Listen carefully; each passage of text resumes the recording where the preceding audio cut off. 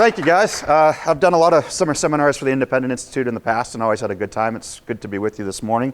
Before I start doing any economics of taxation, I want to start a little bit with ethics. And I was encouraged to see that Kyle gave a lecture earlier on in this week about utilitarianism versus natural law ethics.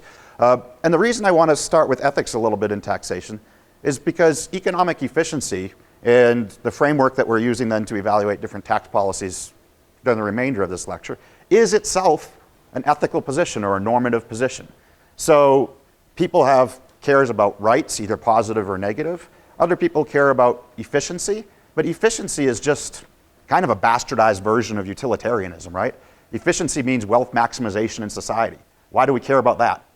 Presumably because we think it maps somehow into utility, however imperfectly, and we can't measure utility.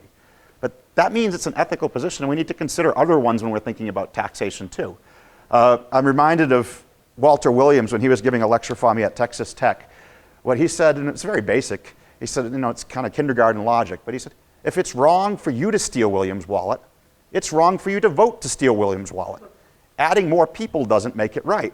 And I think he's actually got a good point in there. It's worth thinking about. Taxation involves coercion. It involves forcibly taking property from others without their consent. Why would this be a good thing? You guys help me out. We'll do it a little interactive here today. Within a rights framework, how would this be justified? It is using coercion. It is stealing property. Yeah? It is supposedly providing public good for everyone. It's supposedly providing a public good for everyone. We've got to be careful in what we call a public good here if we're in a rights framework, though, because it's not going to be a public good that just makes us all richer. If we're going to do it within a rights framework and justify it, we're going to have to say, without it, the rights violations would be even more severe or something like that. So if you believe that taxation is necessary to have government and government is necessary to have governance, and that otherwise you'd be in a Hobbesian jungle, right, of a war of all against all, that's going to violate lots of people's rights. Well, then you might say it might be worth violating some rights in this taxation, at least to just provide that framework to prevent other people from violating other rights. That might be a way you go about it. How else might you go about it? Providing a service, altogether, is the only way to provide that service. For example, a traffic light. I will not put a traffic light myself there, but if we all pitch in, we might put it there. Yeah, I don't think you're going to pass a rights test on that, because that traffic light, the absence of it isn't violating anybody's rights. Yeah? You can invoke notions of consent, like contractarian theory. Yeah, you can invoke notions of consent. It might seem like it's coercion when they're actually making the transfer, but really we had ex ante agreement on it, right? Beforehand, we said as a group, we're all going to consent that we can make forcible transfers through taxation away from us to provide some collective goods. And even here, you could now go beyond just stopping other rights violations, but get into providing things for the common good that we all want to have, as long as we have ex ante agreement on it. The problem with theories of consent when it comes to government and taxation is they're all pure fiction. I know of no government in the world that actually had consent in a meaningful way by everybody's rights who it's violating to having their taxation, or for that matter, any of the other rules that the government imposes on them. Jim Buchanan wrote a very influential book, Calculus of Consent, in the 1960s. And he talks about how society would come together and they'd make a trade-off and gauge, well, what type of rules should we have for using government? How unanimous must the decision be? And you weigh the cost of getting together and making the agreements, because of course if you had a unanimity rule for everything the government did, you'd never have any violation of your rights, but it would be very high transaction costs. You wouldn't get your government to do very much for you. So you weigh the cost of the unanimity rule against the cost of potentially having things imposed on you don't like. Then you make the trade-off, and that's your optimal rule for government. And this is what he called calculus of consent, and he talked about how it would be conceptually unanimous that people would come to an agreement. And when I hear things like conceptually unanimous, all I hear is not unanimous. He also uses the phrase quasi-unanimity. I have no idea what the hell quasi-unanimity is except not unanimity. But the book, I think, and it's a powerful book, and I think Jim Buchanan's a great economist, and you should all check out his work, and Gordon Tullock for that matter, who's co-author of that book. But I kind of call the book the calculus of the condo association, because it is the type of thing that goes into making the rules of a condo association. There you have one person, a residual claimant, who owns the land. He sets up the rules for everybody who's going to interact when they come in to buy that land. And then you actually get ex ante consent by everybody to the rules of the game. because they were outside the system. They came in, they bought into the system, and they bought the rules as part of that.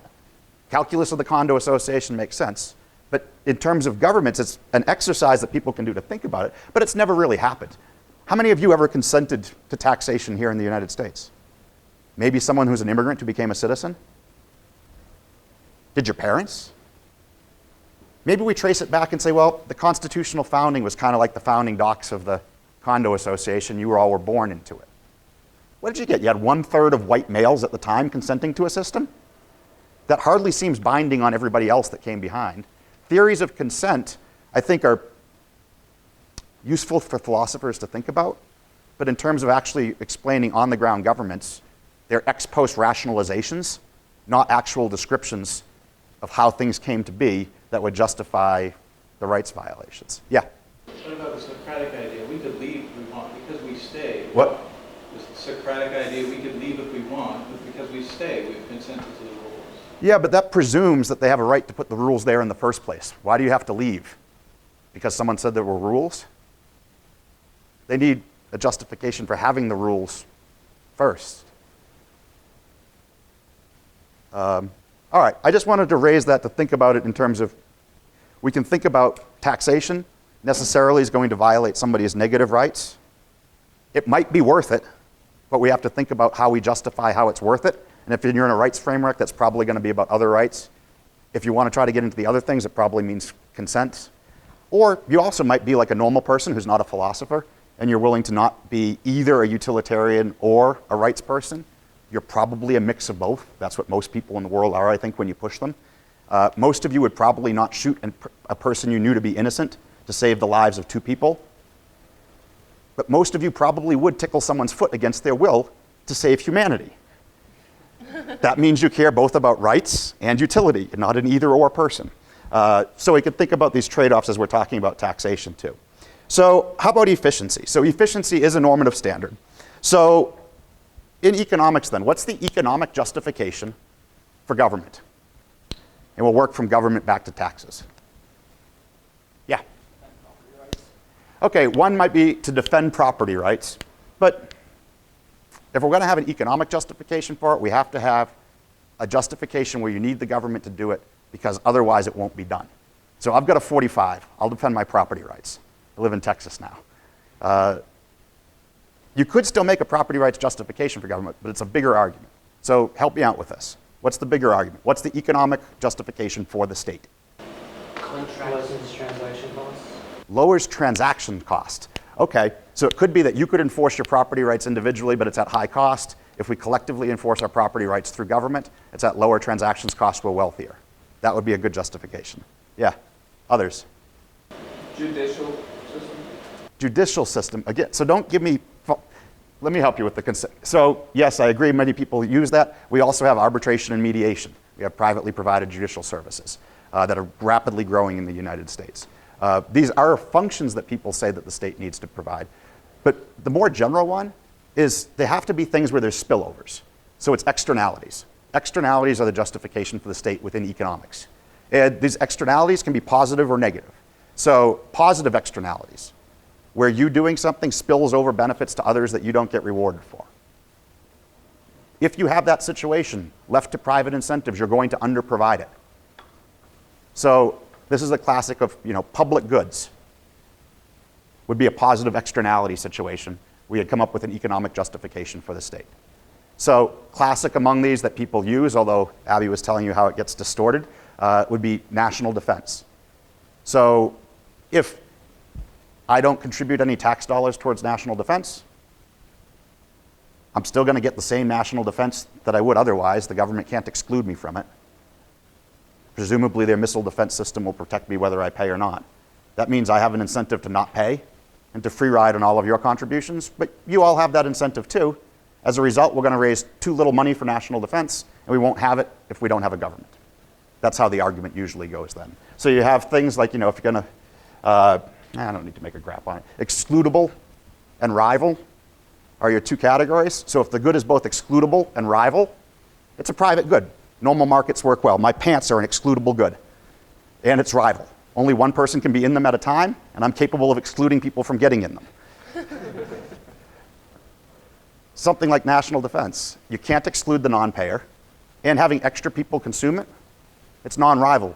Me consuming a missile defense shield doesn't prevent you from consuming it. That would be a public good. A common pool is non-excludable, so we can't stop people from using it, but it is rival. If you use it, somebody else doesn't get it. The tuna in the ocean fall into this category, right? So it's a common pool, anybody can grab them, but once you grab it and eat that yummy, fatty tuna, I love it, it's not there for somebody else. So it would be for these non-excludable and non-rival goods, or rival but non-excludable goods, that you'd have an economic justification for government. And so basically what you're having a situation of where, for whatever it is here, individuals face some diminishing marginal benefit, so as they get more and more of the good, there's less marginal benefit. There's some, like anything else, increasing marginal cost of having more of it, but the problem is left to their own decision making where they create that quantity, it's less than optimal because the real marginal benefit isn't just the benefit to that person, but the social marginal benefit, which is a problematic concept I'll come back to, but social marginal benefit, when you count the benefit not just to the person making the decisions but to everybody else, is much bigger than that. So the height of the marginal benefit curve at any spot is telling you how valuable it is. Its value to the person is much less than the value to society. Really, the quantity produced should be greater than private decision making. So therefore, we need a government to tax all of us and make us all contribute to it so that we increase our quantity from this amount to this amount, and society will be richer and more efficient as a result. Follow that? So, by the way, the argument, and this applies to national defense as well, isn't that necessarily, at least if you get outside of narrow homo economicus maximization guy, isn't that none of it will be provided. It's just that it'll be underprovided.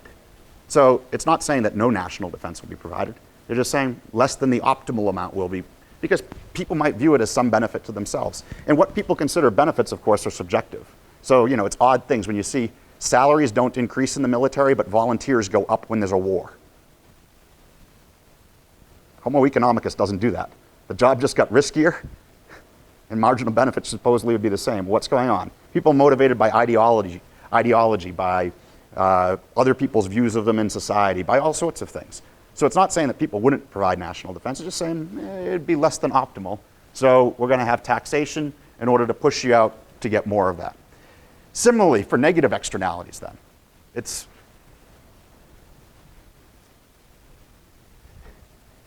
ignore this one for a second. Here, you'd have, again, private marginal benefit, private marginal cost, except the real problem is the marginal cost faced by the person isn't the same as what society faces. Instead, society has a higher marginal cost. That means leave people to their own decisions. They're going to overconsume whatever those resources are and make society poorer as a result. So you have government do taxation to push taxes. Well, I had my other curve up here. To push taxes so that people face the real marginal cost to society, not just them privately. So the idea of, you know, simply like this, pollution. Pollution, somebody doesn't bear the cost of it. They bear the cost of using some of the resources, but not the spillover cost when they dump stuff into the lake or into the air. If the government taxes them for what they're dumping in, then their private marginal costs, social marginal costs are equal, and people will be led to make efficient decisions. Those are economic rationales for government. Which one didn't I say that people would usually lump in there? And actually economists do this in their textbooks and it pisses me off. Of economic justifications for the state. Public goods, externalities. Redistribution is the third one. It makes it into economics textbooks. That is not an economic justification for the state. It is something the state can do, but I could put any number of things in there. Killing foreigners, just because I like killing foreigners. I don't, by the way. But that doesn't give you a justification for the state. It's just saying, it doesn't give you an economic justification for the state. There's not an efficiency rationale there.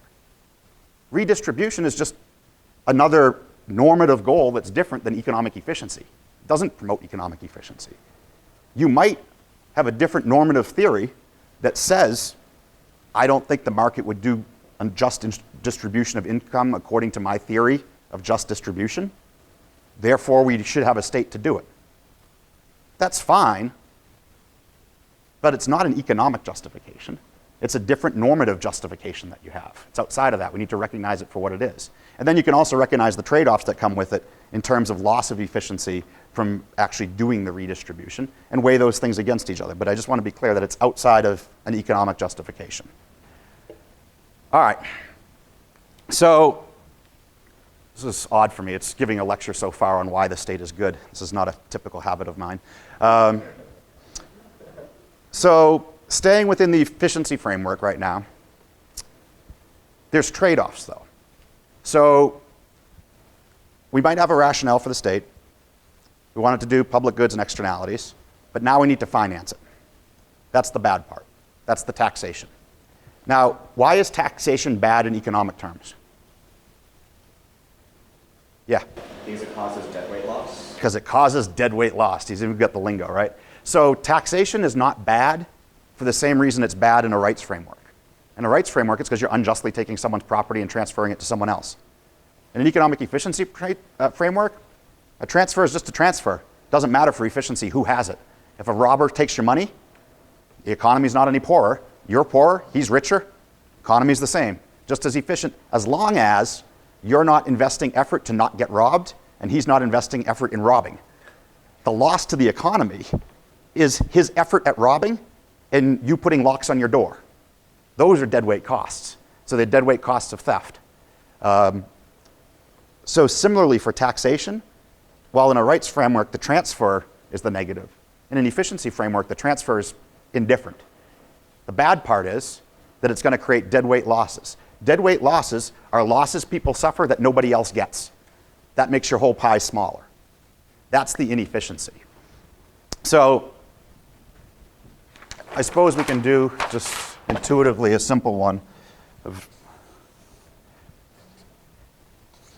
price, quantity. You have a supply and a demand for any good. Let's just put a sales tax on it and we'll place the sales tax on the seller. By the way, can you place a sales tax on somebody in a meaningful sense?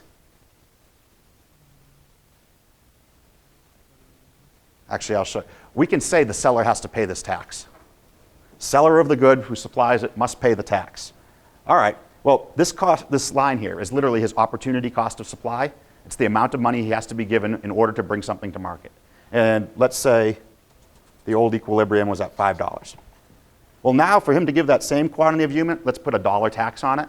He'd have to be able to get $6 for that unit so that he gets $6, pays a $1 tax to the government, has $5 left over, and that would induce him to supply that unit.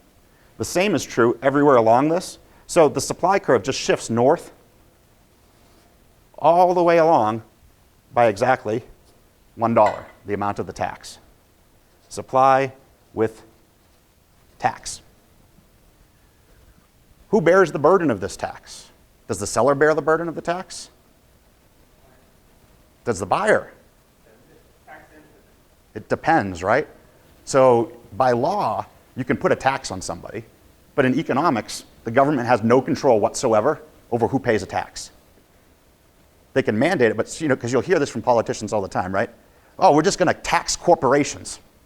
First of all, corporations are owned by people. There's no little thing that you can squeeze money out of that's a corporation that doesn't come from people. But secondly, they supply goods and services to people. It's going to impact how they do that. Who bears the burden of the tax is always going to be determined by the relative price sensitivities of the buyers and the sellers. In econ speak, it's elasticities that matter for this. So in this case, you can see if this would be $6, the full amount of the tax, the buyers are unwilling to pay that. You still have your old demand curve. Where supply and demand equal here, the way I drew it, is about halfway in between, about 550.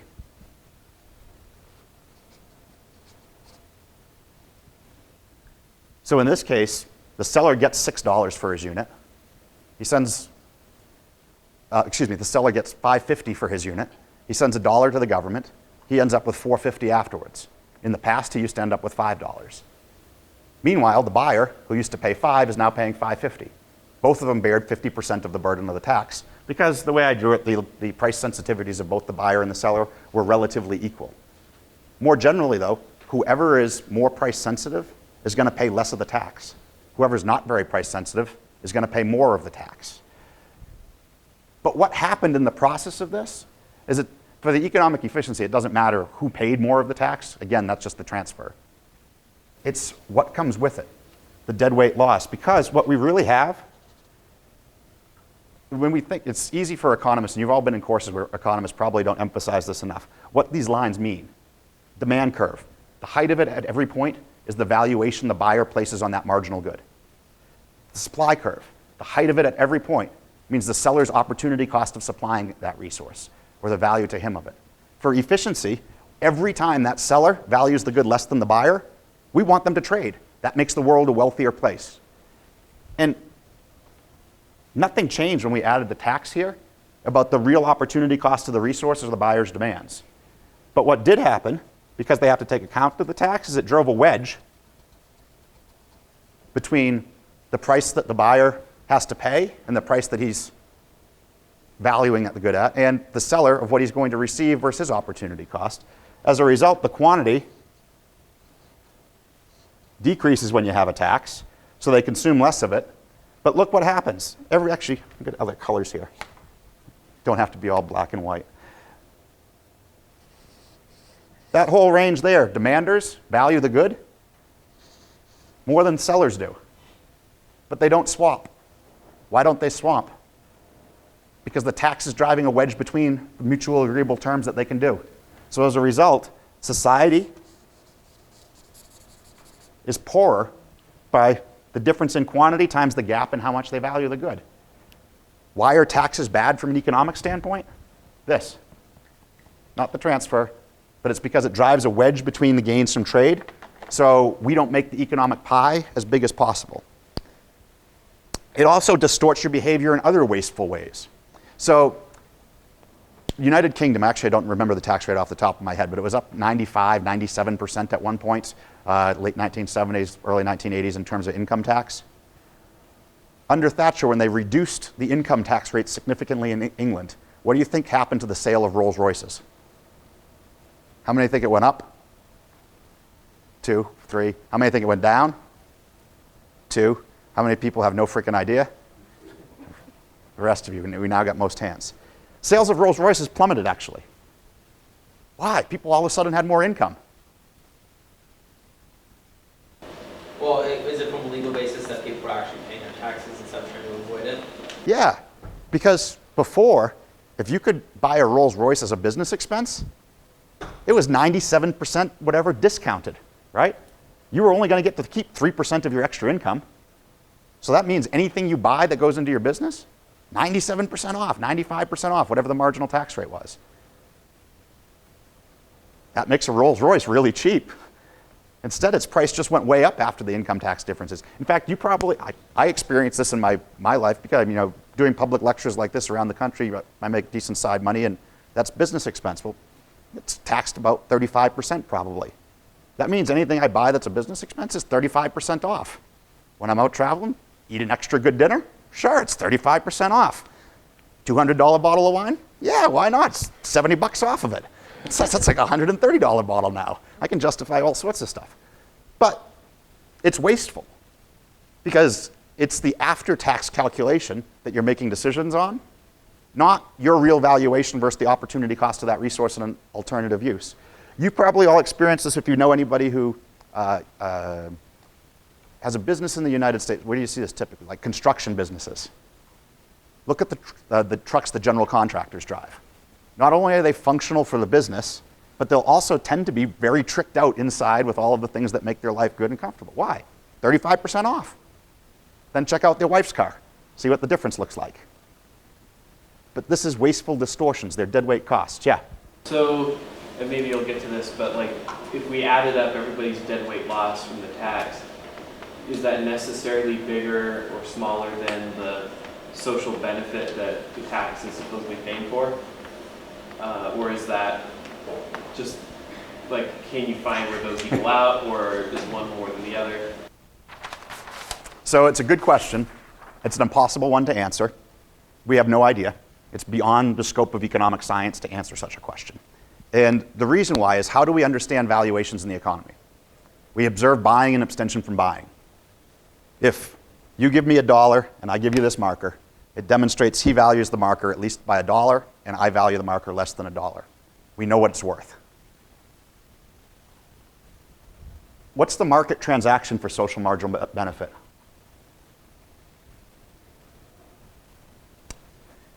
United States government's going to buy another aircraft carrier. Did wealth go up? Down? How do we know? We don't have a market transaction. We've got the government purchasing something, so we know the person who gave the resources to the government valued the money more than that. But how do we measure the benefit of the aircraft carrier to society? There's no individual who purchases it. There's no basically demand relevation mechanism that allows us to figure out the value of goods that have externalities attached to them. So frankly, when the government justification is something like this, you'd want to subsidize up to the point that the two benefits are equal so you get the right thing, but you have no idea how big a subsidy that is. You can overshoot, undershoot. You might be able to overshoot, and forget about the deadweight cost of the taxes at this point. You might be able to overprovide by so much that the overprovision is worse than zero provision. So in Abby's lecture, she made reference, or somebody in the questions did, to the military-industrial complex. There's private goods being traded there, right? For some people, extra military provision is a private good. It's more profits to their businesses. They're going to push to have more of that done. It might be that the over-provision that comes with that is worse than having no provision at all. We don't know. There's no way to measure it. So economists can be cute and put up these curves, and it gives you a theoretical justification or framework to think about the issues, but it doesn't actually allow you to put your finger on something and say, this is more efficient because of it. Now, what they do try to do is, in standard public finance, the advice is, okay, so this is the reason why we have a government. Now what we want to do over here is we want to make these deadweight losses as small as possible. That's not particularly, I'll make it controversial in a minute. In standard econ, most public finance guys would say, what we want to do is minimize deadweight losses of taxation. So how do we do that? You have low rates and broad bases, so people don't change behavior that much. And you tax inelastic sources, or non-price sensitive sources. Because note, if you have something that's completely non-price sensitive, stick a big tax on it, same quantity gets traded, there's no inefficiency. It might be a big transfer, but there's no inefficiency. So that would be standard public finance advice. However, let's just think about this economic justification for government and taxation for a minute. If it's for public goods that are non-rival and non-excludable, how do most people talk about the burden? Actually, it happened last lecture, right? And Abby said one reason why it's a bad measure. I'm going to tell you another reason why it's a bad one. Government as a percent of GDP. What have I said so far about the economic justification for the state? That is it all tied to the size of the economy? It might be a little bit, but really? Did we become harder to defend when we grew 10%? How about per capita? If we have extra people, is it that much harder to defend the borders of the country? And for that matter, just conceptually, what's a public good? Non-rival, non-excludable. Non-rival means extra people consuming it cost nothing in terms of extra provision. Why, when our economy is growing, should we think about it as a percent? Why can't we grow richer and keep the same level of government spending? So for perspective on this, $3.2 trillion is what the US federal government spent last year. Who wants to take a guess in inflation-adjusted terms, so constant dollars? What did it spend in 2000, the last year Clinton was in office? 3.2 trillion now? 2.2. 15 years ago? You're good. 2.24. 2.2 trillion. We got a 33% increase in 15 years. Did anything like public good stuff change by 33%? Now you might say, well, we had the war on terror that started in 2001, and that's a big part of it. All right, well, let's play this exercise again. 2000, it was 2.2 trillion. Let's go back 15 years, 1985. Inflation adjusted? 1.4? You were on a roll, man. There was only one way you could go. 1.7.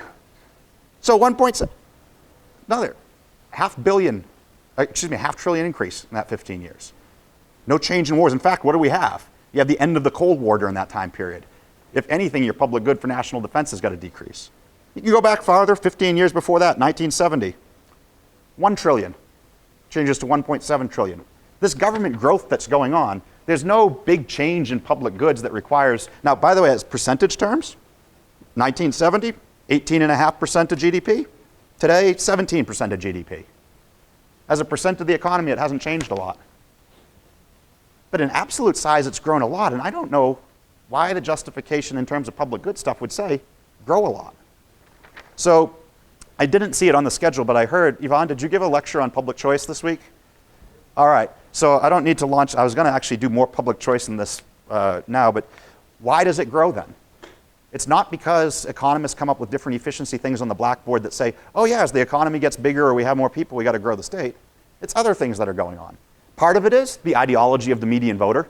As the population in the United States changes its views on what the appropriate role of government is. Because how many people do you think in the United States think the appropriate role of government is just to provide certain public goods? Virtually no one.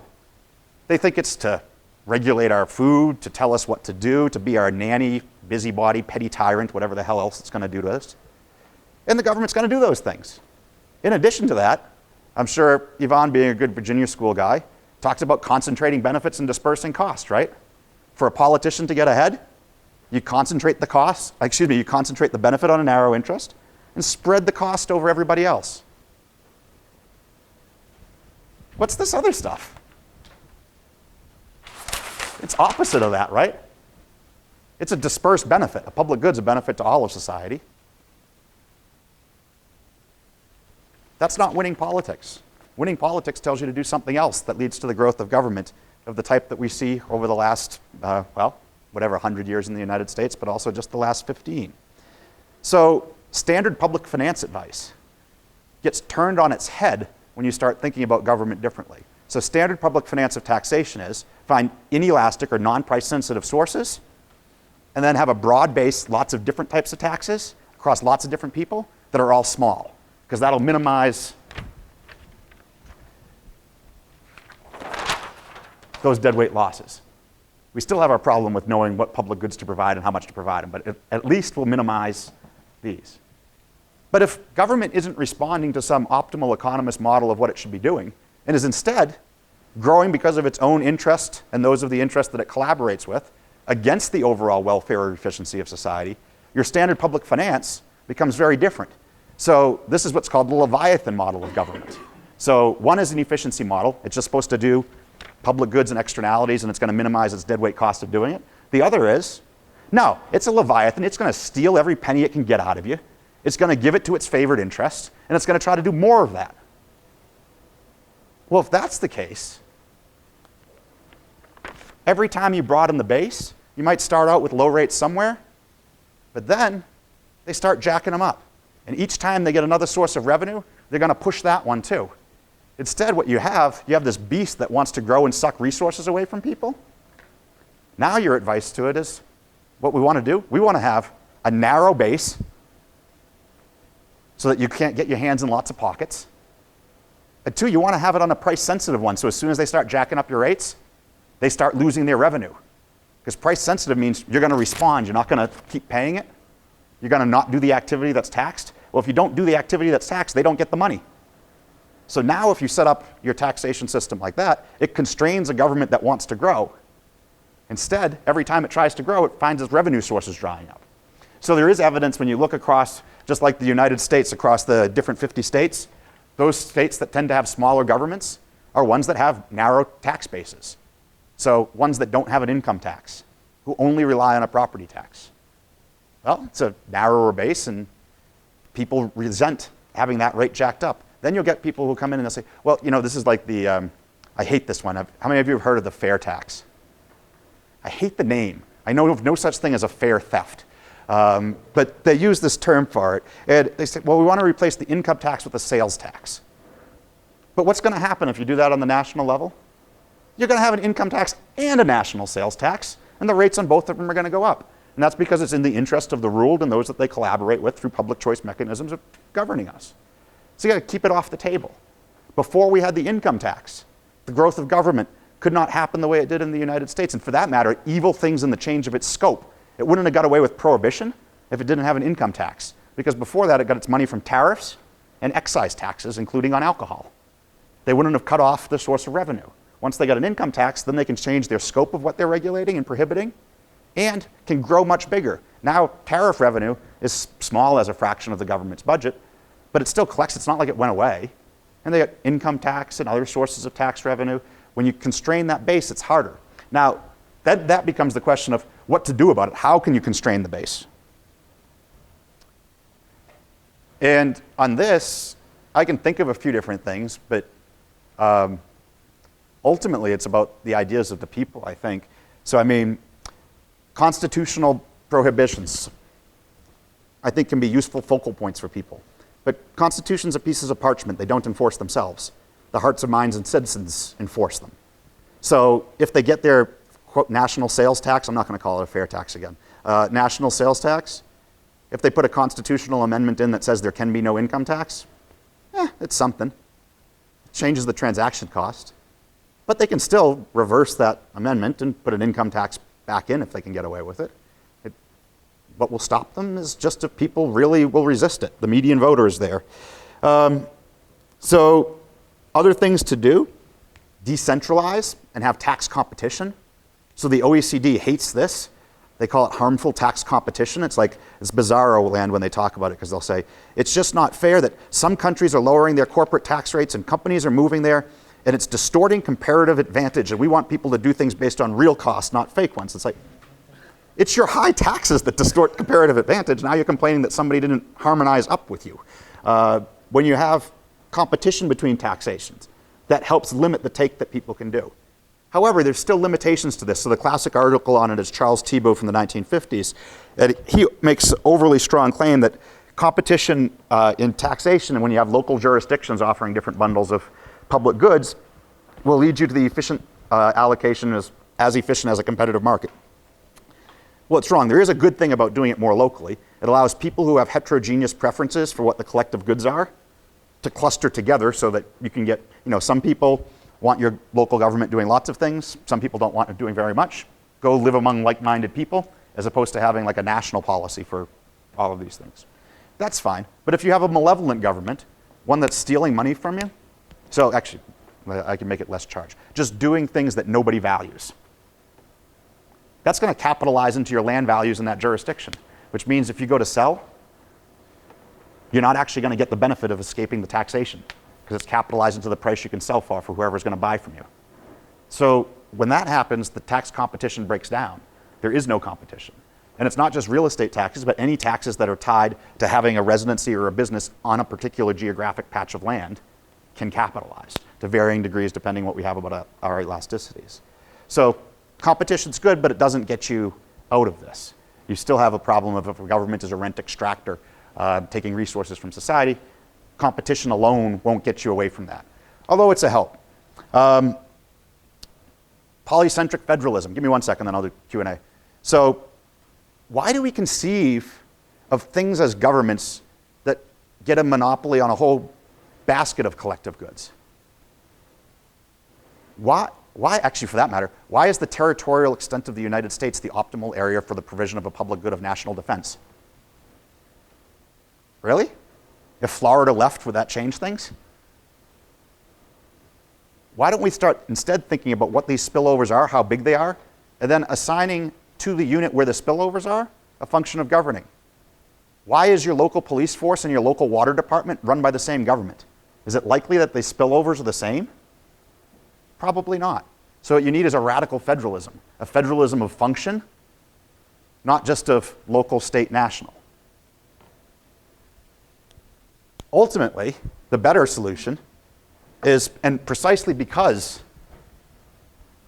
we can't measure the externalities, move everything possible to private markets and away from government provision. because there you get the buying and abstention from buying. Actually, I know yesterday I think Michael gave you a lecture on profit loss and calculation. Yvonne, did you do one on socialist calculation? Okay. Well, what Michael covered probably then, right? It's in the private market you have economic calculation. Under socialism, calculation's impossible, but just under government provision, we leave the realm of economic calculation because we don't have the voluntary purchase of buying and abstention from buying. So anything that we can strip out of that area, we're going to be more efficient if we can turn it over to private markets. And that means being more creative and thinking also not in absolutes, but on the margin. So at the start of this lecture, when a few of you were giving out ideas for justifications for government, dispute resolution. It's not an all or nothing category. You can shrink government dispute resolution by turning more of it over to the private market. Why does government have to deal with torts? Let private arbitrators do it. What happens when you have private arbitrators? Well, when they make decisions, their reputation in the community is based off the goodness of their decision, which is what gets them their future business. Now, on any given decision where they're making a forced transfer, do they have economic calculation on the given transfer? No. But because their business depends on approximating that as well as possible, you have like an ex ante or a market process sort of profitability of the business overall of how well do you approximate it. Ditto when you get goods out of government provision into homeowners associations. There you have economic calculation on the rules of the game. The price of the real estate that's bundled with the rules of the game. Security in the United States. Abby was talking about the horrible militarization of the United States police forces. There's more private police and security in the United States than government police. And they come of varying qualities, from mall cop like Paul Bart to, if you've been to Las Vegas, you know that's pretty high-tech security that's private that they have there. These things don't have to be all or nothing. What you want to do is expand the scope of the private sector as much as possible and shrink the scope of the government one as much as possible so you have as little taxation as possible. Ideally, none. But that depends on how creative you are and how robust you believe market forces are at providing these other meta-market institutions. But at a minimum, you can move a long way there. But in order to move there, requires an ideological shift of the population who demands this of their government. Absent that, they're not going to do it for you. Thank you all, and I'll see you after lunch for Monopoly.